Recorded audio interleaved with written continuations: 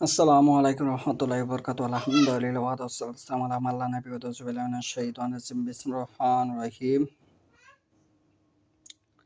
বাবু কাতলিল ওয়ালাআদ খাশিয়াতা আইয়াকুলা মাআহু।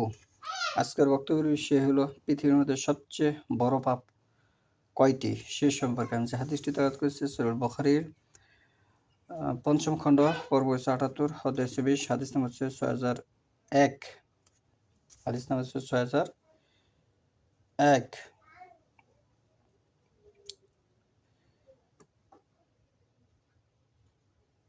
عن أبي ويل عن عمر ابن شرحبيل عن عبد الله قال قلت يا رسول الله صلى الله عليه وسلم أيسم بي أصوم قال أن تسأل الله ندا وهو خلقك قلت ثم أي قال أن تقتل ولدك خشية أن يقول معك قال ثم أي قال أن تزاني حالي لا زاريك وأن سأل الله تصديق قول النبي صلى الله عليه وسلم والذين لا يدعون مع الله إلها آخر।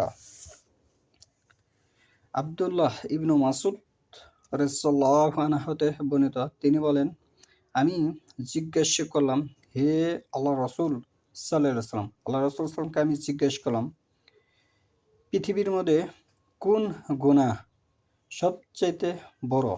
পৃথিবীর মধ্যে সবচেয়ে বড় গুনাহ কোনটি? তিনি বললেন, রাসূলুল্লাহ সাল্লাল্লাহু আলাইহি ওয়াসাল্লাম বললেন, কাউকে আল্লাহর সমকক্ষ গণ্য করা। বর্তমানে আল্লাহর সমকক্ষ গণ্য করে থাকে ৯৯৯ জন মানুষ করে থাকে এই কাজ। তারপরেও কম হিসেবে সংখ্যা আরও বেশি হবে। ৯৯৯ জনই আল্লাহর সমকক্ষ অন্য কাউকে গণ্য করে থাকে, তারা ইহকাল লাভের জন্য।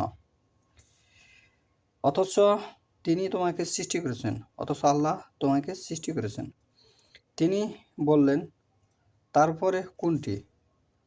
আব্দুল্লাহ ইবনে মাসউদ রাদিয়াল্লাহু আবার বললেন, তারপরে কোন পাপটি বড়? নবী সাল্লাল্লাহু বললেন, তোমার সাথে খাবে এই আশঙ্কায় তোমার সন্তানকে হত্যা করা।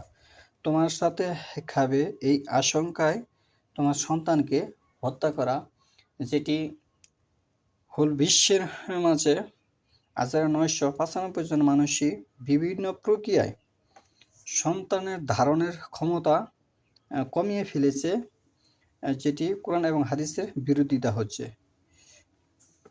যে আমি বাচ্চা কাচ্চা হলে লালন পালন করতে পারবো না, নিজেরাই চলতে পারে না, এই ভয়ে সন্তান হত্যা করতেছে বিভিন্নভাবে। তিনি বললেন, তারপরে কোন পাপটি সবচেয়ে বড়? নবী সাল্লাল্লাহু আলাইহি ওয়াসাল্লাম বললেন, তোমার প্রতিবেশীর স্ত্রীর সাথে জিনা করা।